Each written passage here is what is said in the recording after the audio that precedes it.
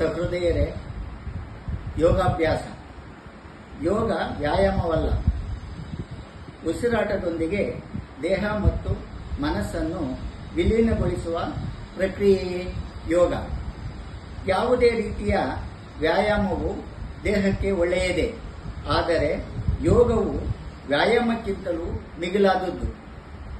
ನಿತ್ಯಂ ಹಿತಾಹಾರ ವಿಹಾರ ಸೇವಿ ಸಮೀಕ್ಷಾಕಾರಿ ವಿಶೇಷ ಆಸಕ್ತಃ ಧಾತಾ ಸತ್ಯಪರಃ ಇತಿ ಭವ ಆರೋಗಃ ಎಂಬಂತೆ ಪ್ರತಿನಿತ್ಯ ವಾಯುವಿಹಾರ, ಯೋಗ, ಮಿತವಾಗಿ ಸತ್ವಯುತ ಆಹಾರ ಸೇವನೆ, ಬೇರೆಯವರ ವಿಷಯದಲ್ಲಿ ನಿರಾಸಕ್ತಿಯಾಗಿರುವುದು, ದಾನ ಧರ್ಮ ಮತ್ತು ಸತ್ಯಸಂಧತೆ ಇವು ದೇಹವನ್ನು ಮತ್ತು ಮನಸ್ಸನ್ನು ಆರೋಗ್ಯವಾಗಿಡುತ್ತವೆ.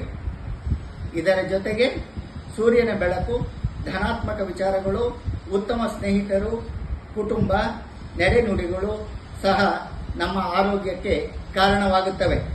ನಾವು ಸೇವಿಸುವ ಮಾತ್ರೆ ಆಹಾರವಾಗಬಾರದು, ಆಹಾರವೇ ಮಾತ್ರೆಯಾಗಬೇಕು. ಮಾತುಗಳು ಬೇರೆಯವರ ಸಾಧನೆಗೆ ಪೂರಕವಾಗಬೇಕೇ ಹೊರತು ಮಾತೆ ಸಾಧನವಾಗಬಾರದು, ಮಾರಕವಾಗಬಾರದು. ಸಾಮಾನ್ಯವಾಗಿ ನಮಗೆ 40 ವರ್ಷದ ಒಳಗೆ ಜೀರ್ಣಕ್ರಿಯೆ ಉತ್ತಮವಾಗಿರುತ್ತದೆ. 40 ವರ್ಷದ ನಂತರ ಪಚನ ಕ್ರಿಯೆಯಲ್ಲಿ ವ್ಯತ್ಯಾಸವಾಗುವುದು ಸಹಜ. ಇದರಿಂದ ಅನಾರೋಗ್ಯ ಹೆಚ್ಚಾಗಿ ರೋಗ ರುಜಿನಗಳಿಗೆ ದೇಹ ಈಡಾಗುತ್ತದೆ. ಆದ ಕಾರಣ ಪ್ರತಿಯೊಬ್ಬರೂ ಪ್ರತಿನಿತ್ಯ ಬೆಳಗ್ಗೆ ಅಥವಾ ಸಾಯಂಕಾಲ ತಪ್ಪದೆ 1 ಗಂಟೆಯಾದರೂ ಯೋಗಾಭ್ಯಾಸ ಮಾಡುವುದು ಆರೋಗ್ಯಕರ. Precaution is better than cure, ಅಂದರೆ ಚಿಕಿತ್ಸೆಗಿಂತ ಮುನ್ನೆಚ್ಚರಿಕೆ ಉತ್ತಮವಾಗಿದೆ.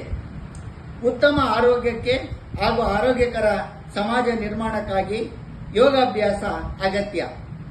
ದೇಹದ ತೂಕ ಜಾಸ್ತಿಯಾದಾಗ ವ್ಯಾಯಾಮ, ಮನಸ್ಸಿನ ತೂಕ ಜಾಸ್ತಿಯಾದಾಗ ಧ್ಯಾನ, ಹಣದ ತೂಕ ಜಾಸ್ತಿಯಾದರೆ ದಾನ, ಹೀಗೆ ಜಾಸ್ತಿಯಾದ ತೂಕವನ್ನು ಕಳೆದುಕೊಂಡರೆ ಆರೋಗ್ಯ ಹಾಗೂ ನೆಮ್ಮದಿ ಸಿಗುತ್ತದೆ. Human body is living temple of god, ಅಂದರೆ ಮಾನವನ ದೇಹವು ದೇವರ ಜೀವಂತ ದೇವಾಲಯವಾಗಿದೆ. ಆದುದರಿಂದ ದೇಹ ಮತ್ತು ಮನಸ್ಸನ್ನು ದುಶ್ಚಟಗಳಿಂದ ಹಾಳು ಮಾಡಿಕೊಳ್ಳಬಾರದು. ಕಾರಣ ದೇಹವೇ ದೇಗುಲ.